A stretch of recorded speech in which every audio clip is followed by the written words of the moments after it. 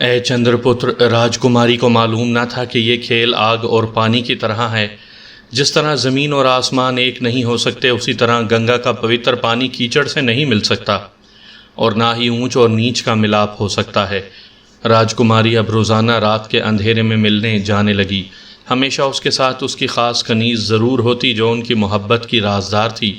کبھی جے دیو پرانے کھنڈرات میں ملتا، کبھی ٹھیکری پر اور کبھی شیو مندر میں، مگر یہ زیادہ نہ چل سکا۔ ایک روز اس پجاری نے دیکھ لیا جو راجکماری کا طلبگار تھا۔ اس نے راجکماری کو خفیہ راستے سے باہر جاتے دیکھا۔ خفیہ راستہ جہاں نکلتا تھا اس سے پہاڑوں پر کالی کا مندر تھا، جہاں پجاری ہر اماوس کی رات کسی نہ کسی جانور کی بلی دیتا۔ یہ بات راجکماری کو معلوم نہ تھی۔ پجاری چونکہ کالی کا پجاری تھا، کالی کی خوشنودی کے لیے، اپنے کالے علم میں اضافے کے لیے وہ ہر سال بلی دیتا۔ بلی دے کر وہ باہر ہی نکلا تھا کہ سر تا پا نقاب میں ملبوس گھڑ سواروں کو جاتے دیکھ کر پجاری کا ماتھا ٹھنکا۔ چنانچہ اس نے ان کا فاصلہ رکھ کر دونوں گھوڑوں کا پیچھا کیا۔ دونوں گھوڑے پرانی جھیل کی جانب جا رہے تھے۔ پرانی جھیل پانی نہ ہونے کے سبب خشک ہو چکی تھی۔ وہ جھیل بھوری چٹانوں کے بیچ چھپی تھی۔ جب پجاری اس طرف پہنچا تو جو منظر اس کے سامنے تھا، وہ منظر دیکھ کر اس کے رونگٹے کھڑے ہو گئے۔ رات اندھیری تھی، مگر اس کی تیز نظروں نے اندھیرے میں راجکماری کو پہچان لیا۔ راجکماری بھاگمتی ایک پتھر پر اس دلت جس کو کوڑے لگے تھے اس کے ہاتھ میں ہاتھ دیے بیٹھی تھی، اور وہ کنیز چوکنی ہو کر نگرانی میں لگی تھی۔ یہ سب دیکھ کر اس سے برداشت نہ ہوا کہ اس کی محبت پر ایک دلت قبضہ کر لے، چنانچہ وہ ننگی تلوار لیے ان دونوں کے سامنے جا کھڑا ہوا۔ کنیز تو یہ منظر دیکھ کر بے ہوش ہو گئی۔ ذلیل، تو نے راج محل کی عزت پر ہاتھ ڈالا، پجاری غصے میں پھنکارا۔ ہم پریم کرتے ہیں اس سے پجاری جی، راجکماری نے پرسکون لہجے میں کہا۔ ہمارا پریم سچا ہے، ہم وواہ کرنا چاہتے ہیں۔ جے دیو نے بھی پرسکون لہجے میں راجکماری کی تائید کی۔ پریم؟ راجکماری یہ کم نسل ہے، آپ اس کے جال میں کیسے پھنس گئیں؟ پجاری طنزیہ انداز میں بولا۔ پجاری، راجکماری چلائی، کوئی نیچ نہیں، اوپر والے نے سارے انسان ایک جیسے بنائے ہیں۔ اگر ایک جیسے ہوتے تو ہماری جگہ مندر میں ہوتے یا پھر آپ کی جگہ راج گدی پر۔ پجاری غصے سے بولا۔ واہ پجاری جی، کیا وچار ہیں آپ کے! اگر میں مہاراج کو بول دوں کہ آپ ہمیں نہاتے ہوئے دیکھتے ہیں، جانتے ہیں پھر کیا ہوگا؟ راجکماری طنزیہ انداز میں مسکرائی۔ وہ تو بعد میں ہوگا، لیکن ابھی میں اسے نہیں چھوڑوں گا راجکماری۔ اتنا کہہ کر پجاری نے تلوار سے حملہ کر دیا۔ تلوار کا حملہ بڑا جچا تلا اور گھاتک تھا۔ جے دیو کا بازو زخمی ہو گیا۔ اب تو اس پر جیسے غصہ سوار ہو گیا۔ جے دیو نے اپنی تلوار بغل سے نکالی اور ایک ہی بھرپور وار سے پجاری کی تلوار گرا دی۔ اب پجاری نہتا تھا۔ جے دیو نے تلوار پجاری کے سامنے ڈالتے ہوئے راجکماری کا ہاتھ پکڑتے ہوئے کہا، پجاری جی، آپ دھرم کے بڑے ہیں، ہم آپ کی عزت کرتے ہیں، ہم لڑنا نہیں چاہتے، برائے مہربانی آپ چلے جائیں یہاں سے۔ پجاری نے کوئی جواب نہ دیا، بس ہونٹ چباتا وہاں سے رخصت ہو گیا۔ لیکن اس نے دل ہی دل میں تہیہ کر لیا تھا کہ وہ بدلہ ضرور لے گا، چاہے کچھ بھی ہو۔ اس کے جانے کے بعد راجکماری تشویش زدہ لہجے میں بولی، تم نے اچھا نہیں کیا کہ اس کو جانے دیا، یہ آدمی ناگ سے بھی زہریلا ہے۔ جے دیو مسکرایا، کچھ بھی نہیں ہوگا راجکماری، پریم جیر کو بھی امرت بنا سکتا ہے۔ میں کل ہی مہاراج سے سب کہہ دوں گی، مجھے یقین ہے کہ مہاراج نہ نہیں کریں گے۔ ارے اس کنیز کو ہوش میں لاؤ ذرا، جے دیو ہنس کر بولا، اور وہ دونوں ہاتھ میں ہاتھ ڈالے اس کنیز کی جانب بڑھ گئے۔ سامعین کرام، آپ سن رہے ہیں ایک خوفناک اور ڈراؤنی اردو کہانی جس کا نام ہے موت کی وادی۔ یہ اس سلسلے کی قسط نمبر 3 ہے۔ مجھے امید ہے آپ کو میری یہ کاوش پسند آ رہی ہوگی۔ آپ نے اگر ابھی تک میرا چینل مائی وائس سبسکرائب نہیں کیا تو ابھی میرے چینل کو سبسکرائب کر کے بیل نوٹیفیکیشن آن کر لیجئے تاکہ آنے والی ہر نئی کہانی کی اطلاع بر وقت آپ تک پہنچ سکے۔ راجکماری نے ٹھیک ہی کہا تھا کہ سانپ کی فطرت میں ڈسنا ہی لکھا ہوا ہے، اور وہ ڈس کر ہی رہتا ہے۔ راجکماری جب تک مہاراج کے پاس جاتی اس وقت تک پجاری نے جا کر یہ بات مہاراج سے کہہ دی تھی۔ یہ ایک ایسا بھونچال تھا جس نے شاہی ایوان ہلا کر رکھ دیے تھے۔ راتوں رات راجکماری کو نظر بند کر دیا گیا اور رد عمل کے طور پر اس بستی میں آگ لگا دی گئی۔ دھرتی بہت سے دلتوں سے پاک ہو گئی، جبکہ اس دھکاری یعنی ملون منش جے دیو کو پھانسی کا حکم سنا دیا گیا۔ رات کا وقت تھا، آسمان پر پورا چاند تھا۔ جے دیو کو پھانسی گھاٹ پہنچایا گیا۔ ادھر راجکماری کو اطلاع مل گئی کہ جے دیو کو پھانسی گھاٹ لے جایا گیا ہے۔ راجکماری خفیہ راستے سے باہر نکلی۔ اتفاقاً اس راستے پر پہرا نہیں تھا۔ مہاراج کے خیال میں نظر بند کرنا کافی تھا۔ پھانسی گھاٹ پر راجا، راجکمارنیاں اور سارے پنڈت پجاری موجود تھے۔ وہ پجاری بھی موجود تھا جس کا نام ستپال آنند تھا، جو راجکماری کا طلبگار تھا۔ پجاری فاتحانہ نظروں سے جے دیو کی طرف دیکھ رہا تھا، جبکہ جے دیو کی نگاہوں میں خوف کی جگہ ایک عزم تھا، جیسے کہہ رہا ہو کہ تم محبت کرنے والوں کو مٹا سکتے ہو، محبت کو نہیں۔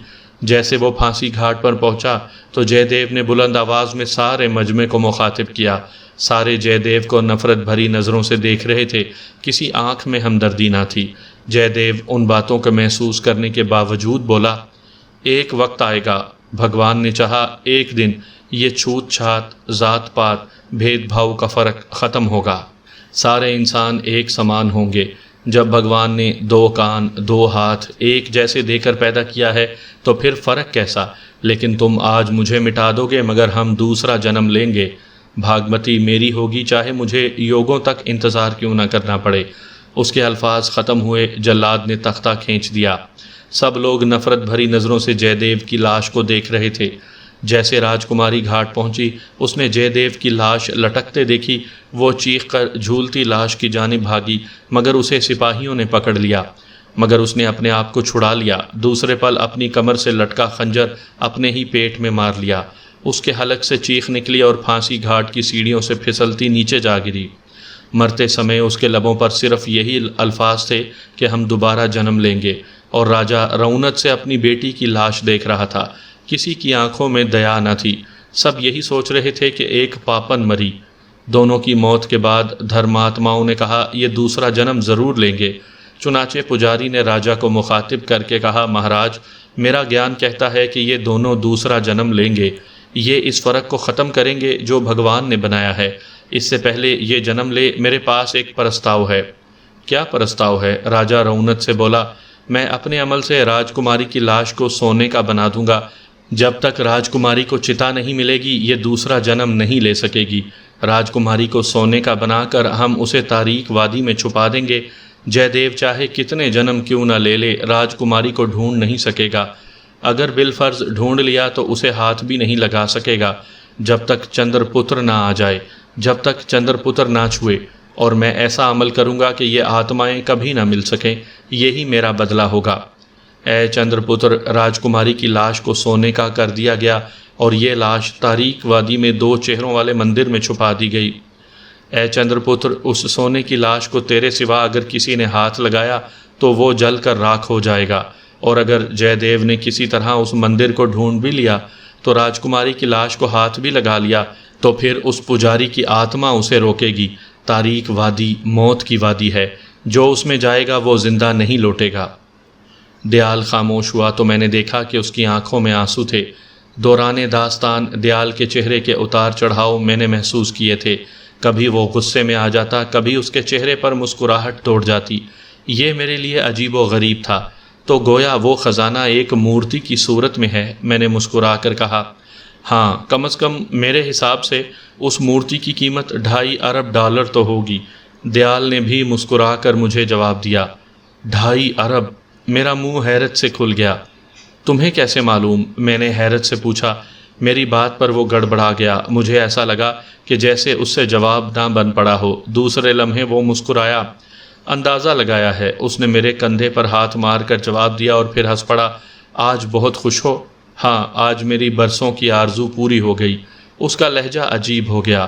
میری سمجھ میں نہیں آ رہا تھا کہ نقشہ پڑھنے کے بعد اس کا اتنا عجیب سا رویہ کیوں ہو گیا ہے۔ کبھی وہ خوش نظر آتا تو کبھی غم زدہ۔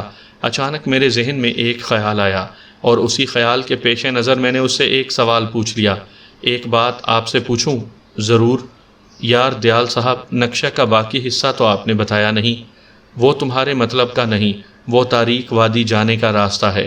ایک بات اور، تاریک وادی مطلب موت، وہاں ہر قدم پر موت سے ملاقات ہونے کا اندیشہ ہے۔ دیال نے سنجیدگی سے کہا۔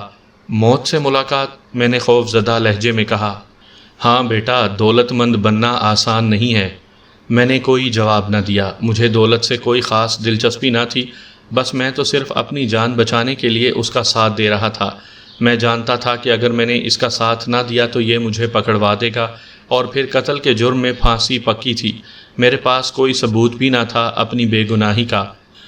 ریتوندا کے بارے میں کچھ سنا ہے؟ مجھے سوچوں میں گم دیکھ کر اس نے مجھے مخاطب کیا تو میں چونک پڑا۔ نہیں، میں نے نفی میں سر ہلاتے ہوئے کہا۔ وہ روایات کا جنگل ہے، اس کے لیے ہمیں پہلے جانا ہوگا۔ قدیم چیتم پور جو اب روپ نگر ہے، وہاں کے جنگلات سے گزر کر ہی ہم تاریک وادی جا سکتے ہیں۔ وہ جنگلات جتنے گھنے ہیں اتنے ہی خطرناک، چنانچہ ہمیں ایسے بندے کی ضرورت ہے جو ان جنگلات کو جانتا ہو۔ ایسا بندہ تو وہاں کی کسی قریبی آبادی سے ملے گا، میں نے مسکرا کر کہا۔ چلو چلتے ہیں پھر۔ وہ بھی مسکرا دیا۔ خزانہ ملنے کے بعد میرا وعدہ ہے کہ میں اپنی شکتیوں سے تمہارے سارے کیس ختم کروا دوں گا۔ وعدہ، اس نے سنجیدگی سے کہا۔ اس نے شاید میرے دل کی بات پڑھتے ہوئے کہا تھا۔ پھر اس کے بعد خاموشی سے خصوصی تیاریاں کی گئیں۔ ریل کا طویل سفر طے کیا گیا اور بالآخر ہم دونوں پہنچ گئے۔ روپ نگر ہندوستان کا ایک تاریخی شہر ہے اور بہت سی قدیم روایات کا حامل بھی۔ بدلتے وقت میں روپ نگر میں کافی تبدیلیاں پیدا ہو چکی ہیں۔ یہ شہر علم و فنون کا خزانہ لیے ہوئے ہے۔ یہاں ایک بڑا کتب گھر ہے جس کا نام نالندہ ہے۔ نالندہ میں آج بھی بہت سی بیش قیمت دستاویزات موجود ہیں جس سے روپ نگر کی تاریخ کو جاننے اور سمجھنے میں آسانی سے مدد ملتی ہے۔ یہاں ایک ایسا مندر ہے جس کے بارے میں مشہور ہے کہ محبت میں ستائے ہوئے لوگ اگر کام دیوتا کو بلی دے کر اس کو خوش کریں تو انہیں ان کی محبت مل جاتی ہے، لیکن بلی صرف انسان کی دی جانی چاہیے۔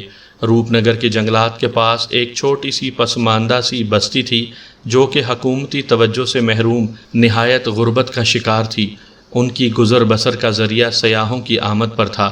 اس کے علاوہ ان کے مرد حضرات شہر میں بھی محنت مزدوری کیا کرتے تھے، نیز یہ لوگ جنگلی پھل بھی غذائی ضرورتوں میں استعمال کیا کرتے تھے۔ خوشنما مناظر سے آباد یہ چھوٹی سی بستی زیادہ سے زیادہ 400-500 گھروں پر مشتمل تھی۔ یہاں ہمیں ایک نوجوان ملا جس کی عمر 22 یا 23 برس تھی۔ گندمی رنگ اور مضبوط کاٹھی کا یہ نوجوان جس کا نام شنکر تھا، اس کو دیکھ کر ایسا لگتا تھا کہ اس کا بدن فولاد کا بنا ہو۔ ہمارے ساتھ جنگل چلو گے؟ میں نے اس نوجوان کو مخاطب کرتے ہوئے پوچھا۔ ہاں صاحب، ہم چلے گا، ہم شکاری، وہ اپنے سفید دانتوں کی نمائش کرتا ہوا بولا۔ صرف شکاری یا اور کچھ بھی جانتے ہو؟ دیال نے اس کی مضبوط کاٹھی کا جائزہ لیتے ہوئے پوچھا۔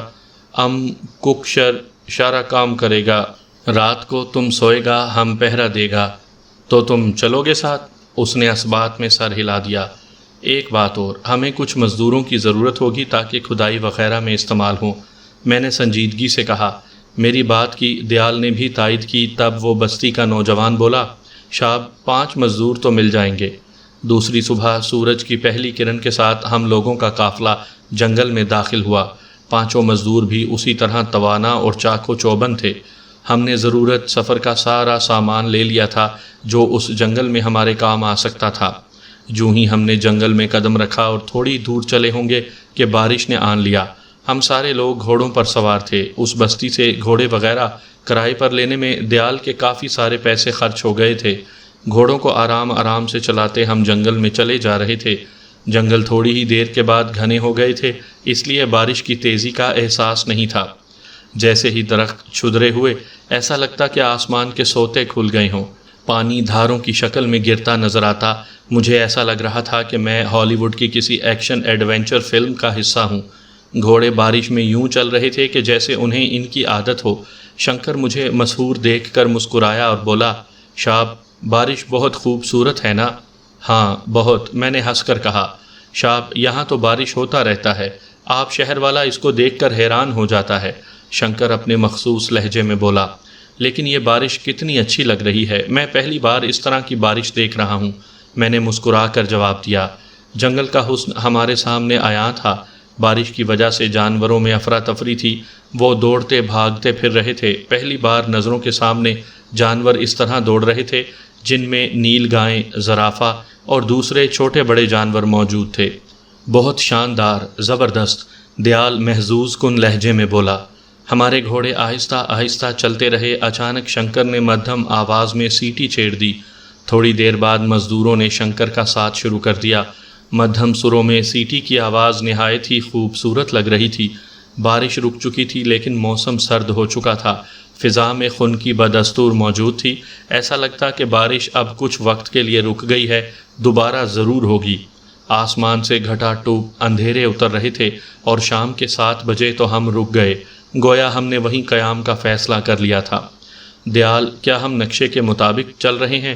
ہاں، اس نے مختصراً جواب دیا۔ درختوں کے پتوں سے بارش کے قطرے چھن رہے تھے، اس لیے آگ کا تو سوال ہی پیدا نہیں ہوتا تھا، مگر کھانے کا انتظام بھی کرنا تھا۔ چونکہ تھوڑی سردی بھی محسوس ہو رہی تھی، اس لیے تھرمس میں سے چائے نکال کر تھوڑی تھوڑی پی اور اپنے اپنے گھوڑے درختوں سے باندھ دیے، اور مزدوروں نے جلد از جلد گھوڑوں سے خیمہ کھول کر لگا دیا۔ اب رات کے کھانے کا مسئلہ حل کرنا تھا، جو کہ بہت ضروری تھا۔ شاب، اب ہم شکار کرتا ہے، شنکر بولا۔ وہ تو ٹھیک ہے، مگر اس شکار کو بھونو گے بارش میں کیسے؟ لکڑی تو گیلی ہوگی، میں نے پریشانی سے کہا۔ اوہو، بھول گیا تھا، ابھی جو کچھ ساتھ لائے ہیں اس کو کھاتے ہیں اور پھر سوچیں گے کہ کیا کرنا ہے۔ دیال نے میرے کندھے پر ہاتھ رکھ کر جواب دیا۔ اچانک ایک تیز چیخ کی آواز سن کر سب چونک پڑے۔ اس چیخ کی سمت دیکھا تو ہم سب کی حیرت سے آنکھیں کھل گئیں۔ وہ تیز چیخ ایک مزدور کی تھی جو جنگلی گھاس پر پڑا ایڑیاں رگڑ رہا تھا۔ اس کا چہرہ نیلا پڑتا جا رہا تھا، اس کے چہرے پر درد اور خوف کی کیفیت تھی اور بے حد بری طرح سے تڑپ رہا تھا۔ اس کے منہ سے سبز جھاگ نکل رہا تھا۔ شاید سانپ، دیال بڑبڑایا۔ ہاں، لگتا تو ایسا ہی ہے، میں نے دیال کی ہاں میں ہاں ملاتے ہوئے جواب دیا۔ دیکھتے ہی دیکھتے وہ مزدور اپنی زندگی کی بازی ہار گیا۔ اچانک میں نے دیکھا کہ جہاں مزدور گرا تھا وہاں سے سرخ اور نیلے رنگ کا ایک موٹا سا سانپ نکل کر ایک طرف رینگنے لگا۔ اتنا موٹا اور لمبا سانپ میں نے زندگی میں کبھی نہیں دیکھا تھا۔ سانپ قریباً 3 فٹ موٹا تھا، اور سب سے حیرت انگیز بات تو یہ تھی کہ دیال اور شنکر سمیت سارے مزدور اس سانپ کو دیکھ کر سجدے میں گر چکے تھے۔ میرے لیے یہ منظر نہایت حیرت انگیز تھا۔ ایک معمولی سے سانپ کو مارنے کے بجائے یہ لوگ سجدے میں گر چکے تھے۔ سانپ کے جانے کے بعد میں نے دیال سے پوچھا کہ یہ سب کیا تھا۔ دیال کے بجائے شنکر نے جواب دیا، شاب، دیوی کا درشن ہو گیا، سب کام آسان ہو گیا۔ دیوی؟ میں سمجھا نہیں، یہ تو ایک خطرناک سانپ ہے، میں نے حیرت سے کہا۔ یہ سانپ نہیں تھا، دیوی یوہا ہے جو صدیوں بعد دکھائی دیتی ہے، اور مزدور نے ضرور دیوی کو ستایا جب تو دیوی کے غصے کا شکار ہوا، اور جس کو دکھائی دیتی ہے اس کے سارے رکے ہوئے کام ہو جاتے ہیں۔ مجھے یقین ہے کہ میں کامیاب ہوں گا۔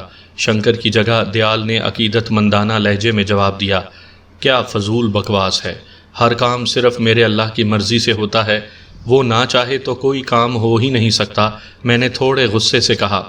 میری بات سن کر اس نے کوئی جواب نہ دیا، بس لاش کو گھورتا رہا۔ ایسا لگ رہا تھا کہ اس نے سنا ہی نہیں، جبکہ شنکر اپنی قسمت پر ناز کرتا دوسری طرف چلا گیا۔ رات کا اندھیرا پھیل چکا تھا، دوسرے مزدور اس لاش کو ٹھکانے لگانے میں مصروف تھے۔ جو کچھ ساتھ تھا اس کو کھانے کے بعد اب سونے کی باری آئی تھی۔ باری باری سب کے جاگنے کی ڈیوٹی تھی۔ رات اسی عالم میں ڈیوٹیاں بدلتے گزر گئی۔ رات کے دوسرے پہر بارش کی ایسی جھڑی لگی کہ صبح تک اس کا زور نہ ٹوٹا، لیکن صبح کی پہلی کرن کے ساتھ ہی بارش کا زور ٹوٹ گیا۔ ہوائی جے ضروریہ سے فارغ ہونے کے بعد ہم لوگ آگے بڑھنے کی تیاریاں کرنے لگے تھے۔ کسی کی صورت پر اس مزدور کی موت کا ملال نہ تھا سوائے میرے۔ میں اس غریب مزدور کی موت پر غمزدہ تھا۔ بارش کی وجہ سے جنگل خطرناک ہو چکا تھا، لیکن خطرات سے کھیلنا تو مردوں کا شیوا تھا۔ بارش سے بڑھنے والے خطرات نے کچھ اور لطف دیا تھا۔ جنگل جل تھل ہوا تھا، ہم مستقل آگے بڑھے جا رہے تھے۔ ہمیں آگے بڑھتے 1 دن سے زیادہ ہو چکا تھا۔ جنگلی جانور بھیگی بلی بنے ہوئے تھے۔ بہت سے خطرناک درندے اس 1.5 دن کے سفر میں ہمارے سامنے سے گزرے تھے۔ جنگل کا یہ سفر مجھے دلچسپ بھی محسوس ہو رہا تھا اور خوف کا باعث بھی کہ کہیں کوئی بدمست جانور ہمیں اپنا شکار نہ کر لے۔ میرے نزدیک دیال اور شنکر بہت دلچسپی کا مظاہرہ کر رہے تھے۔ آسمان ابھی تک سیاہ تھا، بڑے بڑے کالے بادلوں نے قدرتی چھت کو گھیر رکھا تھا، لگتا تھا کہ کسی وقت بھی آسمان کے سوتے کھل سکتے ہیں۔ شاب، بارش ابھی اور ہوگا۔ شنکر کے یہ جملے پورے ہوئے نہیں تھے کہ بارش کے موٹے موٹے قطرے گرنے لگے اور موسلا دھار بارش شروع ہو گئی۔ بارش بہت تیز اور شدید تھی، چند ہی سیکنڈز میں ہم لوگ بھیگ گئے۔ بارش کے سبب سفر میں مشکلات تو تھیں ہی، لیکن مزہ بھی تھا۔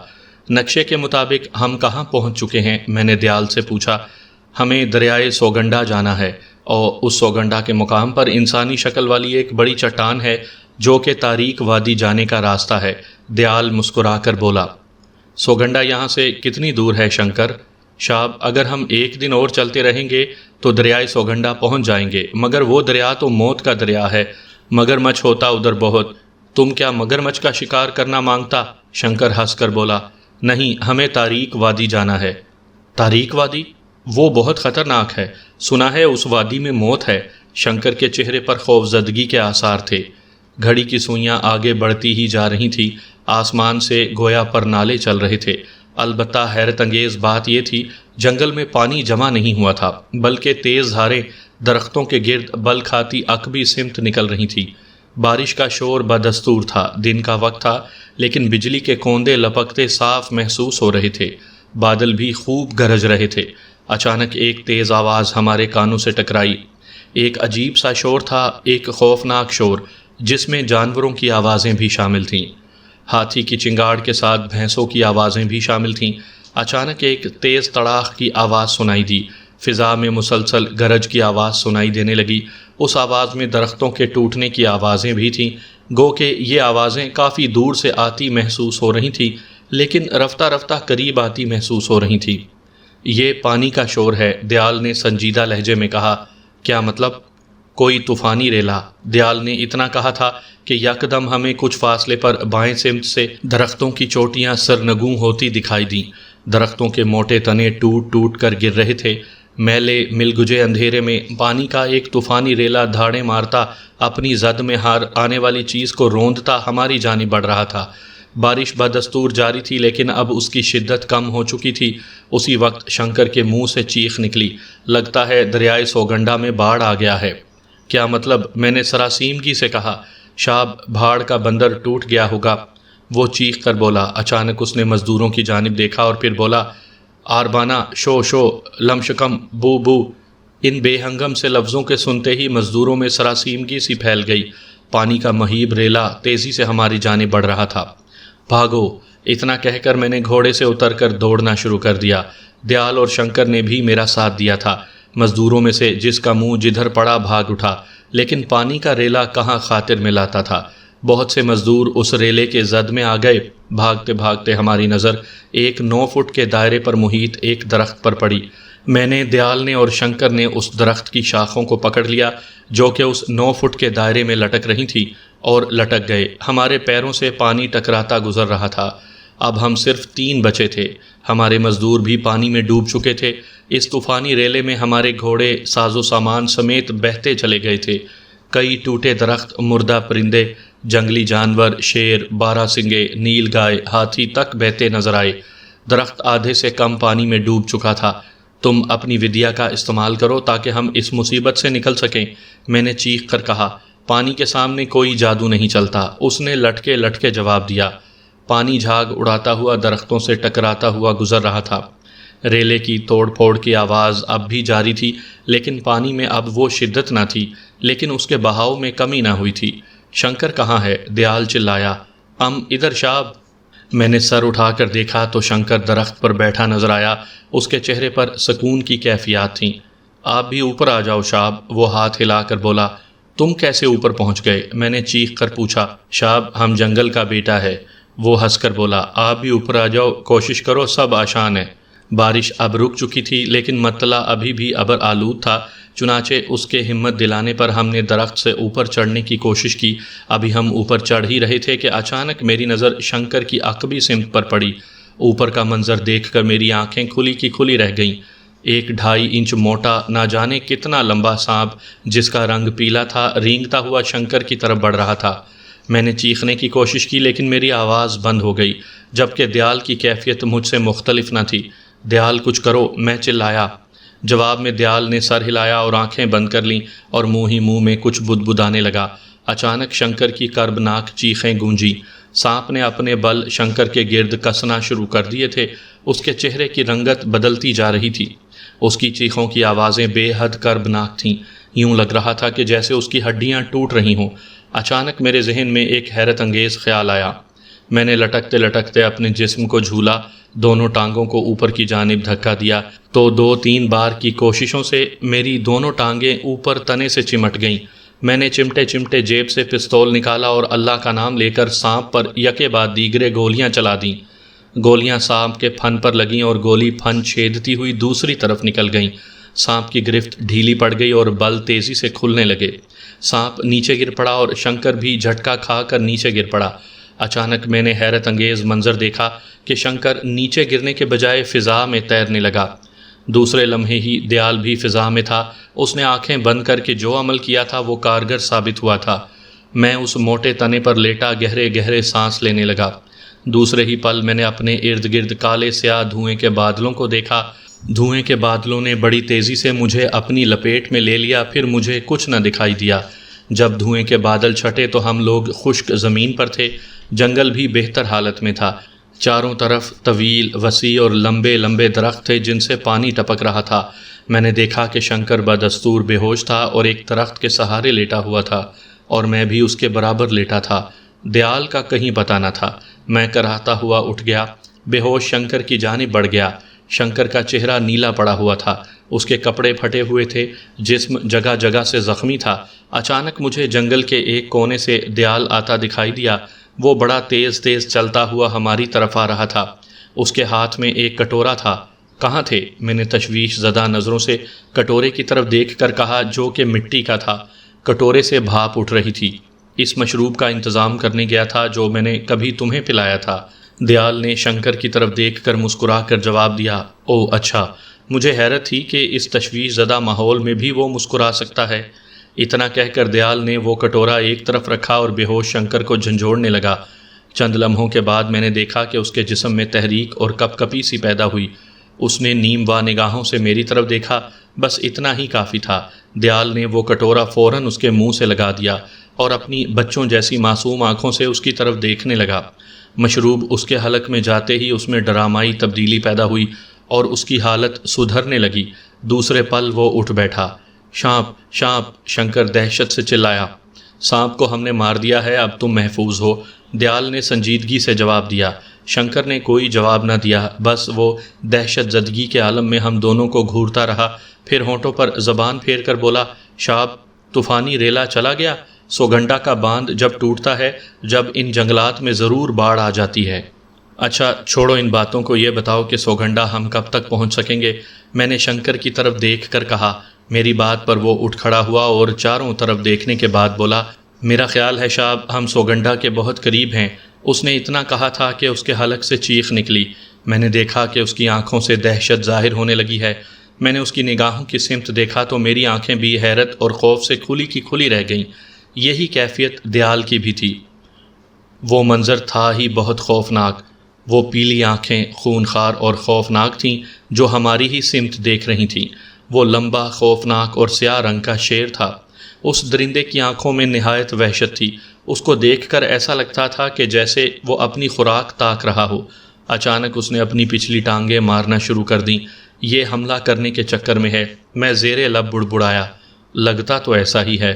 اچانک شیر منہ اوپر اٹھا کر دھاڑا۔ شیر کی دھاڑ بڑی ہی خوفناک تھی۔ دھاڑ سن کر درختوں کے پرندے اڑ گئے۔ شیر نے ہماری جانب دوڑنا شروع کر دیا۔ میری چیخ نکل گئی۔ میں نے پیچھے ہٹنا شروع کر دیا جبکہ شنکر چیخ کر درخت پر چڑھ گیا اور مجھے بھی درخت پر چڑھنے کا کہنے لگا۔ شنکر کی دیکھا دیکھی میں بھی درخت پر چڑھنے کی کوشش کرنے لگا۔ چونکہ درخت پر چڑھنا آسان نہیں تھا، ایک درخت لمبا اور سیدھا تھا اور مجھ سے چڑھا بھی نہیں جا رہا تھا۔ میں تھک ہار کر درخت کے پیچھے جا کر چھپ گیا۔ شیر کی رفتار نہایت تیز تھی۔ میں نے دیکھا کہ دیال آنکھیں بند کیے ساکت و صامت کھڑا ہے۔ اس کے منہ سے بے ربط قسم کے جملے نکل رہے تھے۔ اچانک دیال نے آنکھیں کھول دیں۔ شیر بالکل ہی دیال کے سامنے جا کر کھڑا ہو گیا۔ میں نے دیکھا کہ شیر دیال کو، دیال شیر کو گھورے ہی جا رہے ہیں۔ اچانک شیر نے پیچھے ہٹنا شروع کر دیا۔ اس کی آنکھوں میں خوف نظر آیا، ساتھ ہی ساتھ دیال نے بھی آگے بڑھنا شروع کر دیا۔ اچانک وہ درندہ گھوما اور بھاگ کھڑا ہوا۔ دیال واپس گھوما تو میں نے دیکھا کہ اس کی آنکھیں سرخ ہیں، جیسے کہ ان میں خون اتر آیا ہو۔ ان آنکھوں میں نہایت وحشت تھی۔ ایک لمحے کے لیے مجھے بھی بے حد خوف محسوس ہوا، پھر اس کی آنکھیں اعتدال پر آ گئیں۔ اسی لمحے شنکر بھی درخت سے نیچے اتر آیا۔ اس نے حیرت بھری نظروں سے دیال کی جانب دیکھا اور پھر اپنے مخصوص لہجے میں بولا، شاب تم جادو کیا؟ ارے نہیں، دیال ہنس کر بولا، ہم دراصل رنگ ماسٹر ہیں، جانوروں کو ٹرین کرنا ہمارا کام ہے۔ میں نے صاف دیکھا کہ دیال کی وضاحت شاید اس کی سمجھ میں نہیں آئی تھی، اس نے بے یقینی سے سر ہلایا تھا۔ اب چلیں، میں نے مسکرا کر کہا۔ ہاں چلو، مگر بھوک لگی ہے، دیال نے پیٹ پر ہاتھ پھیر کر جواب دیا۔ شاب ہم پھل توڑ کر لاتا، آپ رکو۔ اتنا کہہ کر وہ بھاگتا ہوا درختوں کی دوسری جانب چلا گیا۔ چند لمحوں بعد جب وہ واپس آیا تو اس کے پاس بہت سے جنگلی کیلے، سیب اور دوسرے پھل تھے۔ ہم تینوں نے پیٹ کی آگ بجھائی اور وہاں سے چل پڑے۔